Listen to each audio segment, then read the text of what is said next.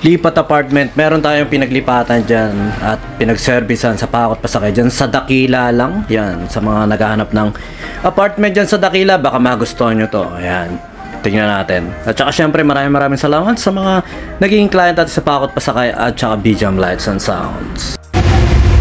Yun, nakapagkarga na tayo. Pupunta na tayo sa pagbababa ng gamit.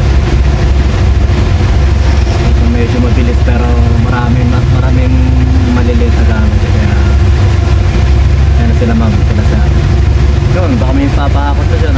At ayun na nga, nakapagkarga na tayo ng gamit. At syempre susundan na natin sila ma'am kung saan tayo lilipat. At ayan, galing tayo Malolos, malapit lang dyan sa Robinson at dadalhin niya natin sa barangay ng Dakila. At yan, sa mga naghahanap ng apartment, i-check nyo lang yan. Yan, sa hanapin nyo yung barangay ng Dakila, halos malapit lang dyan yung apartment na lilipatan nila ma'am. At medyo maganda yung facilities, maganda rin yung daan. Yan, nakikita nyo naman. At saka basta okay yan. At ito yung mga gamit nila ma'am na ikakarga natin. Medyo matagal yung pa-schedule namin ni Sir Jan, pero ayun nga, good client diba? At sila, at nagpapasalamat tayo dahil binigyan tayo ng 200 pesos na tip. At yun, malaking bagay yung panggas. At ginawa nga natin pang food trip na lang doon mamaya. Makikita nyo mamaya yung magandang kinainan natin na opening na tsamba natin. First client nila tayo. Dahil nga masarap yung nakita ko, liempo at saka chicken. Sa halagang 120 lang busog-lusog ka na. At saka nakita no, isang mabilis ang baba niyan. Tinutulungan na rin natin sila sir dahil nga medyo yung pagdadala ng gamit nila up sa taas, sa second floor. Pero yung ginagawa natin, tinutulungan na lang natin silang ilapit yung mga gamit na yan doon sa may hagdanan para kahit papano doon na lang sila mag-focus at mabilis nga din yung ating pagbabiyahe at baka makabiyahe pa tayo. Meron tayong schedule ng hapon pero ang nangyayari nga medyo nagkukuli-kuli pa yung mga client natin. Pero okay lang din yun para kahit paano makapahinga. At saka meron din tayong tupagin mamayang hapon dahil mamaya ay kukunin natin yung ating speaker na pinagawa sa Mulawin. Yan, kay Boss Onad. Shoutout kay Boss Onad. At saka syempre nakita nyo naman yung daan natin kanina, yung sasakyan na yan parang sa saktong daan nga yan sa mga lilipatan nyo. Hindi kalaki yan at hindi maliit na maliit dahil mas marami pa tayo na ikakarga sa L300, pero yung presyo natin saktuhan lang din para sa budget nyo. At saka syempre nga ang inaalala natin yung sa mga iskinita o sa mga lugar na mabababa yung kuryente, mabababa yung kawad ng kuryente, saktong-sakto yung sasakyan na ito para sa paglilipat bahay nyo. At saka yun, maraming salamat muli kila sir na naging client natin at saka sa mga repeat client natin at saka sa mga magagandang review na binibigay sa atin ng mga client natin. Maraming salamat po. Ito yung sideline lang natin pero kahit papano nagiging blessing, napakalaking blessing, kaya nagpapasalamat tayo syempre kay Lord sa blessing na binigay niya sa atin. At yan, isang mabilis ang baba na nandirito na nga yung apartment at medyo doon dulon-dulo sila sir, kaya medyo kapagod yan. Ang na-rent lang nila sa atin truck at saka driver, pero tinulong-tulungan niya natin siya maglapit-lapit ng konti dyan para kahit paano nga yung client natin. At ito yung apartment, 2 kwarto, isang CR. Nakatapos na tayo ng hakot at saka syempre maraming salamat sa client natin. Medyo maganda yung nilipatan nila rito pero medyo ayun nga, makikita nyo looban pero okay naman. May 2 kwarto, may isang CR, tapos up and down siya, up and down yung apartment ayan. Tapos mabait naman yung may-ari, maganda naman makipag-usap. Bago nga lumipat yung mga nilay down muna yung mga rules, yung mga ganito, yung mga pwede nila gawin, mga hindi pwedeng gawin, mga ina-allowed, mga hindi ina-allowed, parang ganun.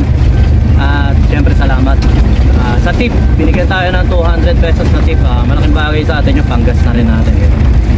Kaya lang, maraming salamat sa mga client natin dyan. Pakot Pasakay, para sa saktong budget mo, para sa saktong sasakyan na hanap mo, saka syempre para sa pagbagong bahay na paglilipatan mo. Yun, Pakot Pasakay lang. Maraming salamat. PM nyo ako sa kahit saan lugar dito sa Bulacan. Basta PM tayo.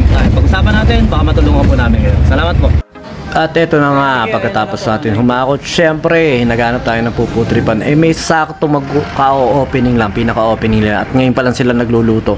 Yun, at umorder tayo sa kanila na isang pangmatlupitang busog-lusog na yan. Yempo, at saka chicken, at saka only rice, only gravy, only sabaw, only tubig na malamig. At saka, syempre, may juice din dyan, only napaka-solid. Nakita nyo naman, unang kagat. Buto agad din. Napaka-solid yan. Mura na yan sa 120 may liempo ka na, may only rice ka na, only gravy. Tapos meron ka pang chicken, may ano tawag doon? May juice ka pa. Hindi masarap, hindi solid yung pagkain doon sa kinainan natin.